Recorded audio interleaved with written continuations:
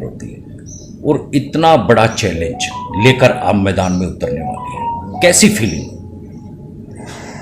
जननायक जनता party के हम सब लोग बड़े मजबूत सिपाही हैं, कार्यकर्ता हैं। जो आदेश पार्टी का होता है हमारा काम है उसको पूरा करना। पूरी निष्ठा के साथ पूरी जननायक जनता पार्टी फरीदाबाद लोकसभा का चुनाव लड़ेगी, जीतेगी और फरीदाबाद को एक बेटर ऑल्टरनेटिव, एक बेहतर चेंज देने की जो आज मांग है एक आम फरीदाबादी द्वारा, वो जननायक जनता पार्टी पूरा करने का काम करेगी। बहुत से मुद्दे हैं, बहुत सी परेशानियां हैं जिससे फरीदाबाद जूझ रहा है, बहुत से ऐसे काम हैं जो फरीदाबाद में नहीं हुए और होने चाहिए। तो हमारा प्रमुख एजेंडा यही है कि उन कामों को लेकर आगे जाएं, लोगों के बीच में एक पॉजिटिव प्रोग्रेसिव पॉलिटिक्स देने का काम करें और फरीदाबाद को कहीं ना कहीं एक बेहतरी की दिशा में लाने का काम करें।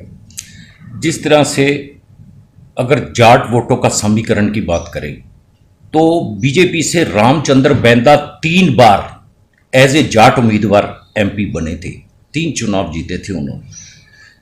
और फरीदाबाद की वोटों की बात करें तो करीबन 16 लाख से ज़्यादा हैं और 6.25 लाख वोट वहाँ के हैं, तो टोटल 23,81,000 वोट मतदाता हमारे क्षेत्र में है। जिसमें जाट वोटों का समीकरण की बात करें तो उसका आपको कितना फायदा होने वाला है?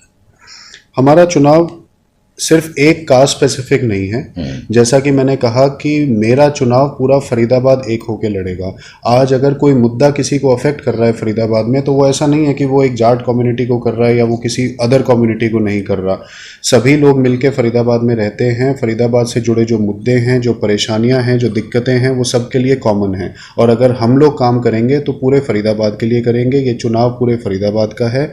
आज आप देखेंगे जिस तरीके से भाजपा प्रत्याशी के खिलाफ जो विरोध चल रहा है, कहीं काले झंडे दिखाए जा रहे हैं, कहीं शव यात्राएं निकल रही हैं, तो ये लोगों के अंदर के दुख को दर्शाता है कि कैसे एक उम्मीदवार जो पार्टी के नाम पर वोट लेके संसद में काबिज हुआ और पिछले 10 साल में एक बार भी किसी फरीदाबाद वासी ने उनको संसद के अंदर उनकी आवाज उठाते नहीं सुना। आजकल तो सारी रिकॉर्डिंग लाइव हैं, चाहे विधानसभा की चाहे लोकसभा भी।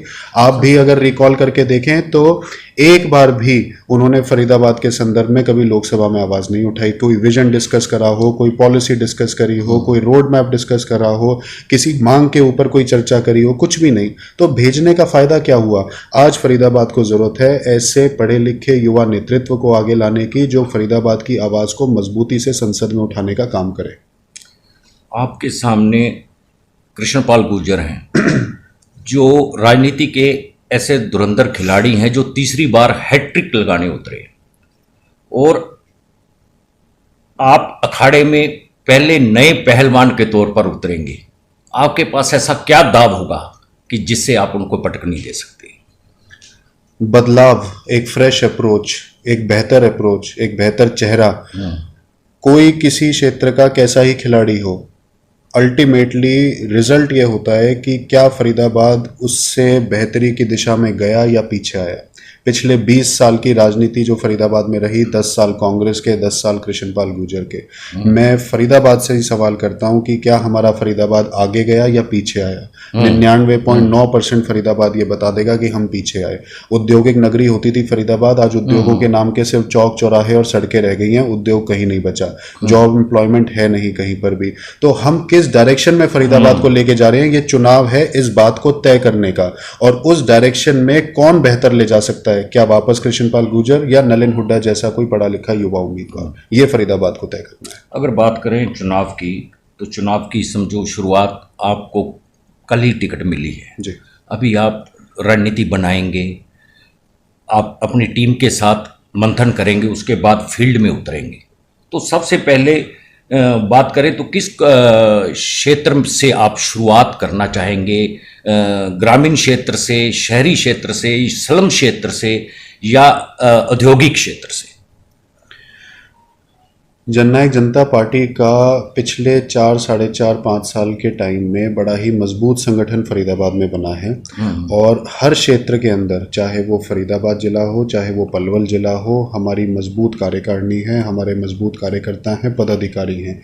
और जैसे ही आजकल के अंदर सब साथियों के साथ बैठ के विचार विमर्श हो जाएगा, एक पूरे स्ट्रक्चर को हम लोग एक फ्रेमवर्क में तैयार कर लेंगे, तो 2 से 3 दिन के अंदर हमारा चुनाव जो है वो फुल स्विंग में हम लोग शुरुआत उसकी कर देंगे। चुनाव मैदान में आप कौन से ऐसे मुद्दे लेकर, मुख्य मुद्दे लेकर आप जनता के बीच जाएंगे? देखिए, फरीदाबाद पलवल लोकसभा क्षेत्र में सबसे प्रमुख मांग जो है वो है इंफ्रास्ट्रक्चर डेवलपमेंट की। जी। आज जो बेसिक इंफ्रास्ट्रक्चर है, हम कहने को स्मार्ट सिटी हो, हम कहने को एनसीआर का हिस्सा हो, लेकिन आम फरीदाबादी का ये दर्द है कि बेसिक इंफ्रास्ट्रक्चर भी, सड़क, पानी, सीवर, रोड, ये फरीदाबाद में बद से बदहाल हो चुके हैं। आप बात करते हैं कि वापस किस तरीके से फरीदाबाद को एक इन्वेस्टमेंट हब की तरह बनाएं, लेकिन वो तब तक नहीं बन सकता जब तक आप वहाँ के बेसिक इंफ्रास्ट्रक्चर को दुरुस्त नहीं करते। उसके बाद इन्वेस्टमेंट आएगी, उसके बाद मदर यूनिट्स आएंगी, उसके बाद जॉब एम्प्लॉयमेंट जो है वो जनरेट होने का काम करेगी। तो हम एक इकोसिस्टम तो तैयार करें, रीजनल मुद्दों के ऊपर काम तो करें। हम सिर्फ हवाई बातें करें, हम सिर्फ ऊपर की सारी बातें करें। और फरीदाबाद के संदर्भ में जैसा कि मैंने कहा कि ना तो कभी संसद में मांग रखी गई, ना कभी संसद में कोई चर्चा छिड़ी। आज फरीदाबाद को जरूरत है गुड़गांव, दिल्ली, नोएडा की तर्ज पे अगर हमें विकसित होना है तो हमें यहाँ की इंडस्ट्री को डेवलप करना पड़ेगा, इंडस्ट्री को फ्लरिश करना पड़ेगा, एक ओवरऑल इकोसिस्टम तैयार करना पड़ेगा जहां पर विन विन सिचुएशन में सारी इंडस्ट्रीज, यहाँ के नागरिक लोग काम कर सकें। दूसरा, बेसिक इंफ्रास्ट्रक्चर के बाद एज फरीदाबादी मुझे बड़ा दुख होता है ये सुन के जब हमारे फरीदाबाद को टैग किया जाता है कि it is the most polluted city in the world. ये पीछे कई न्यूज़ रिपोर्ट्स में आया। फिर कोई कहता है कि it is the most dirtiest city in the world. आज जितनी फरीदाबाद में ग्रीन बेल्ट्स हैं आप देखें, उनको कूड़ा डंप करने का हब बना दिया गया है। हमें सबसे पहले अपने फरीदाबाद को भी स्वच्छ करना है। खाली अभियान बता देने से कि स्वच्छ भारत अभियान है, अभियान नहीं चलता। उसके ऊपर हम कर क्या रहे हैं डिपेंड वो करता है। आज फरीदाबाद से गंदगी को भी खत्म करना है, हमें ब्यूटिफिकेशन के ऊपर काम करना है, और जो पोल्यूशन फरीदाबाद में बढ़ता जा रहा है उसके ऊपर हमें करेक्टिव मेजर्स लेने होंगे कि किस तरीके से हम अपने फरीदाबादियों की जो स्टैंडर्ड ऑफ लिविंग है उसको हम बेटर कर पाए। युवा विंग के आप अध्यक्ष हैं और अब टिकट लेकर आए हैं। बात करें इस बार जो 18 साल की उम्र पार करके नए युवा वोटर बने हैं, लाखों वोटर बने हैं इस बार, युवा होने के नाते कितना अट्रैक्ट उनको आप कर पाएंगे जो युवा वोटर हैं? किस तरीके से वो लोग आपके साथ जुड़ पाएंगे? ये चुनाव फरीदाबाद का प्रत्येक युवा लड़ेगा, ये उनका अपना चुनाव है। ये चुनाव है हम सब युवाओं को ये तय करने का कि अगले 35-40 साल हम लोगों को यहाँ रहना है। तो हम लोग जहाँ रहने वाले हैं वहाँ की राजनीति, वहाँ की दिशा और दशा कैसी होनी चाहिए, तो ये युवाओं के ऊपर निर्भर करता है कि हम किन मुद्दों के ऊपर इस चुनाव में जा रहे हैं, हम किस विजन के ऊपर इस चुनाव में जा रहे हैं, और अगले 35 साल में हम फरीदाबाद को कहाँ देखना चाहते हैं। आज मेरी उम्र 36 साल है, मैं अगले 40 साल भी अगर राजनीति करूं तो मैं फरीदाबाद को अपने 40 साल देता हूं। तो 40 साल में फरीदाबाद को मैं कहाँ ले जाना चाहता हूँ, मैं क्या करना चाहता हूँ, ये चुनाव है उस विजन को डिस्प्ले करने का। आखिरी प्रश्न, जैसा कि मैंने पहले भी कहा था, तीसरी बार हैट्रिक लगाने बीजेपी के भारी भरकम उम्मीदवार मैदान में है। कोई मन में थोड़ा सा भी कोई शंका या कभी कुछ ऐसा नेगेटिव विचार आता है? कभी भी नहीं, कोई शंका नहीं, कोई नेगेटिव विचार नहीं। बहुत ही मजबूत पार्टी है, बड़े ही मजबूत युवा साथी हैं, बुजुर्गों का, बड़ों का, सबका आशीर्वाद है, उनकी गाइडेंस है। ये चुनाव जीत की तरफ जाएगा और आप देखेंगे कि सरप्राइज फैक्टर इस बार जननायक जनता पार्टी फरीदाबाद में दिखाने का काम करेगी लोकसभा को जीतने का। बहुत बहुत शुक्रिया नलिन हुड्डा जी, आपको बहुत बहुत शुभकामनाएं।